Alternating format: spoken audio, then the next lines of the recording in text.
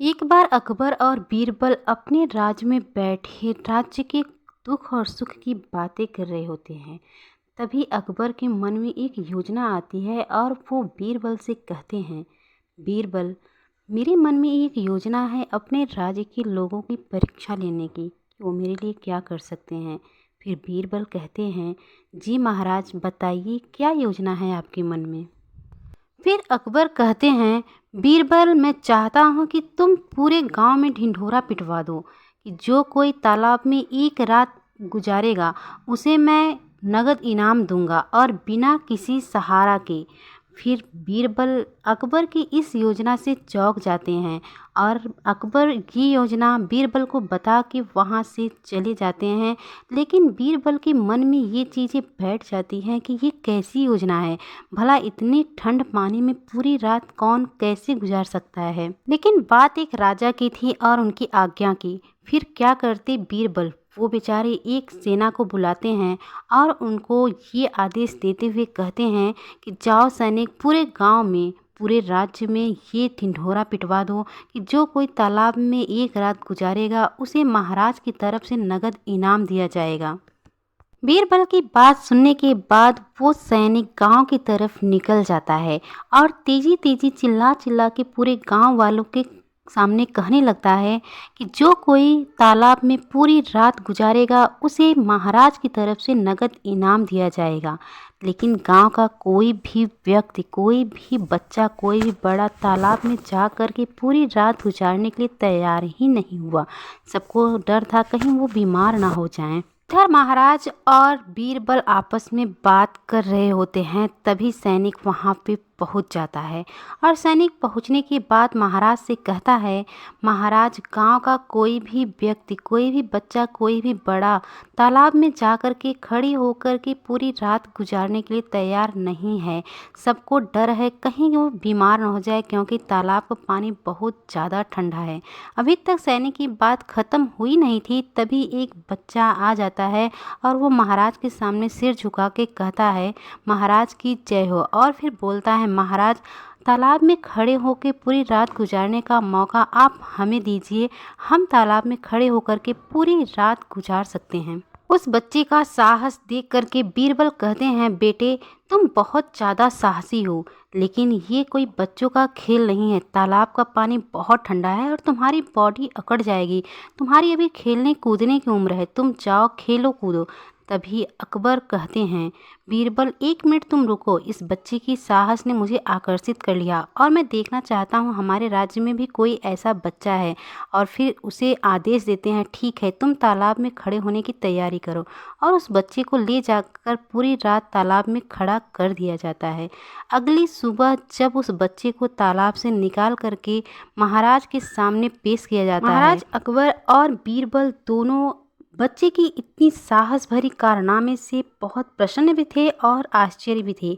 फिर अकबर बच्चे से पूछते हैं, बच्चे, तुम मुझे ये बताओ, इतने ठंडे पानी में तुमने पूरी रात कैसे गुजारी? तुम्हारे इस साहस से मैं बहुत ज़्यादा प्रसन्न हूँ। फिर वो बच्चा कहता है, महाराज, आपके महल के ऊपर एक दिया जल रहा था। मैं उस दिए को पूरी रात देखता रहा और मुझे पता ही नहीं चला कब सुबह हो गई। लड़के की बात सुन करके महाराज अकबर को गुस्सा आ जाता है और वो कहते हैं, लड़के, मैं तो तुम्हें बहुत ही साहसी और ईमानदार लड़का समझता था, लेकिन तुम तो धोखा दे दिए। तुम मेरे महल के ऊपर जो दिया जल रहा था उसे देख करके उससे अपने आप को ठंड से बचाया है। तुमने अपने आप को उस लौ के आग से सेका है, इसलिए तुम्हें इनाम नहीं मिलेगा। इनाम के बदले तुम्हें तो सज़ा मिलनी चाहिए थी। तुमने ईमानदारी से परीक्षा दी ही नहीं। फिर अपने सैनिक को आदेश देते हैं और कहते हैं, ले जाओ, इस लड़के को काल कोठरी में बंद कर दो, इसने बहुत बड़ी गलती कर दी। महाराज के इस फैसले से बीरबल को बहुत ज़्यादा तकलीफ हुआ। उनको मालूम था कि ये फैसला बिल्कुल गलत है। लड़के ने बिल्कुल ईमानदारी से परीक्षा दी है और पास भी हुआ है, लेकिन महाराज को समझाया कैसे जाए, इसका योजना बीरबल अपने मन में बनाने लगते हैं। अगले दिन अकबर अपने दरबार में बैठे बीरबल का इंतजार कर रहे थे। अकबर बिना बीरबल के अपने एक भी कदम नहीं आगे बढ़ाते थे। आज पूरा दिन बीतने को हो गया है, लेकिन बीरबल अभी तक राजमहल नहीं आए थे। आज दूसरा दिन है। अकबर अपने महल के सामने बगीचे में टहल रहे होते हैं और अभी तक बीरबल नहीं आए होते हैं। अकबर सोचते हैं न जाने क्या हुआ कि अभी तक बीरबल नहीं आए। वो अपने एक सैनिक को बुलाते हैं और उनसे कहते हैं, सैनिक, आज दूसरा दिन है, बीरबल अभी तक महल नहीं आया है। तुम ऐसा करो, उनके घर जाओ और पता करो क्या बात है जो कि बीरबल महल नहीं आ रहे हैं। सैनिक महाराज अकबर की आज्ञा लेकर के बीरबल के घर की तरफ निकल देते हैं और जैसे ही सैनिक बीरबल के घर पहुंचते हैं, वो देखते हैं कि बीरबल अपने घर के सामने बैठे हैं। सैनिक बीरबल से कहता है, बीरबल जी, महाराज आपको इसी टाइम बुलाए हैं। आप 2 दिन से महल नहीं आ रहे हो, इस वजह से महाराज बहुत ज़्यादा चिंतित हैं। फिर बीरबल कहते हैं, सैनिक तुम ऐसा करो, महाराज से जाके कह दो कि बीरबल की खिचड़ी पक जाएगी, फिर वो खा के आ जाएंगे। अभी तक हमारी खिचड़ी पकी नहीं है, जैसे ही खिचड़ी पक जाएगी हम खा के आ जाएंगे। फिर सैनिक इतनी बात सुन करके महल की तरफ चल देता है और महल में आके महाराज अकबर से कहता है, महाराज बीरबल की खिचड़ी अभी पकी नहीं है, जैसे ही खिचड़ी पक जाएगी वो खा के आ जाएंगे, ऐसा उन्होंने कहा है। आज तीसरा दिन हो गया और अभी तक बीरबल आए नहीं थे। फिर महाराज अकबर को गुस्सा आता है और वो अपने एक सैनिक को बुलाते हैं और फिर कहते हैं, चलो आज हम देखेंगे कि बीरबल की ऐसी कौन सी खिचड़ी है जो अभी तक पकी नहीं है। महाराज अकबर अपने सैनिक के साथ बीरबल के घर पहुंच जाते हैं और पहुंचते ही वो बीरबल को देखने लगते हैं।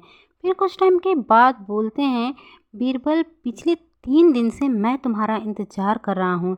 ऐसी कौन सी बात है जो कि तुम महल नहीं आ रहे हो? फिर अकबर कहते हैं, क्या हुआ, अभी तक तुम्हारी खिचड़ी पकी नहीं है क्या? फिर बीरबल कहते हैं, हाँ महाराज, आपने बिल्कुल सही कहा। पिछले 3 दिन से मैं खिचड़ी पका रहा हूँ और अभी तक पकी नहीं है। जैसे ही खिचड़ी पक जाती है मैं खा के तुरंत महल आ जाऊँगा। पका हुआ खिचड़ी देख करके अकबर हंसने लगते हैं और कहते हैं, बीरबल, तुम तो अपने आप को बहुत बुद्धिमान मानते हो ना? यही है तुम्हारी बुद्धिमानी, इतना नीचे तुम आग जलाए हो और मटकी इतना ऊपर रखे हो। बताओ ये खिचड़ी कैसे पकेगी जब वहाँ तक इस आग का आँच ही नहीं पहुँच रहा है, तो खिचड़ी कैसे पकेगी? अकबर की बात सुन करके बीरबल अपने मन में ही प्रसन्न हो जाते हैं और वो समझ जाते हैं कि अब महाराज अकबर मेरी बात ज़रूर समझेंगे। और फिर वो अकबर से कहते हैं, महाराज, जब इतनी दूर से मटकी में आँच नहीं लग सकता तो उस दिन वो तालाब का लड़का आपके महल का दिया देखकर ठंड से अपने आप को कैसे बचा सकता है? महाराज, मैं कोई खिचड़ी नहीं पका रहा था, मैं तो सिर्फ़ और सिर्फ आपको समझाने की कोशिश कर रहा था, क्योंकि उसी टाइम अगर मैं बोला होता तो आपको शायद कुछ भी नहीं समझ में आता। इसीलिए मुझे ये योजना बनानी पड़ी और उसके लिए मैं आपसे माफ़ी चाहता हूँ। अकबर की नज़र में बीरबल का मान सम्मान और बढ़ जाता है और अकबर को ये मानने पर मजबूर कर देता है कि सच में बीरबल के जैसा इस राज्य में बुद्धिमान अकबर कोई नहीं है। बीरबल से कहते हैं, बीरबल, कल फिर से दरबार लगाया जाए और पूरे गांव को बुलाया जाए। मैं सबके सामने उस लड़के को इनाम अपने हाथों से देना चाहता हूँ।